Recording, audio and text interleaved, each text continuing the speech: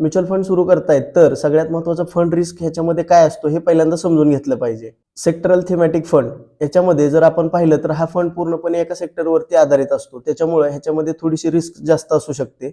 ज्यावेळेस आपण इन्व्हेस्टमेंट करतोय तर हा थोडासा विचार करून आपण तिथं फंडमध्ये इन्व्हेस्टमेंट केली पाहिजे. स्मॉल कॅप फंड याच्यामध्ये जर लॉंग टर्मचं पोटेन्शियल जास्त आहे परंतु व्हॉलेटिलिटी सुद्धा आपल्याला तिथं जास्त बघायला मिळते. NFO न्यू फंड ऑफर याच्यामध्ये आपल्याला फास्ट ट्रॅक जास्त बघायला मिळत नाही. त्याच्यामुळे ह्याच्यामध्ये इन्व्हेस्टमेंट करत असताना थोडंसं आपण जपून इन्व्हेस्टमेंट केली पाहिजे. इंटरनॅशनल फंड ग्लोबल मार्केट आणि करन्सीच्या मुवमेंटवरती हा फंड पूर्णपणे डिपेंड असतो. त्याच्यामुळे ज्यावेळेस पण आपण इन्व्हेस्टमेंट करतोय थोडंसं तिथं विचार करून ह्याच्यामध्ये आपण फंड सिलेक्ट केला पाहिजे. डिव्हिडंड यील्ड फंड याच्यामध्ये जर आपण पाहिलं तर कंटिन्युअली इन्कमवरती फोकस तिथं आपल्याला बघायला मिळतो. परंतु कॉम्पॅरेटिव्हली जर बघितलं तर ग्रोथ तिथं आपल्याला कमी बघायला मिळू शकते. तुम्ही बिगिनर आहेत तर सगळ्यात महत्त्वाचं तुमचं गोल असेल, रिस्क प्रोफाईल असेल आणि टाइम हॉरिझॉन असेल तर ह्या सर्व गोष्टी बघून तिथं तुम्ही फंड सिलेक्ट केला पाहिजे.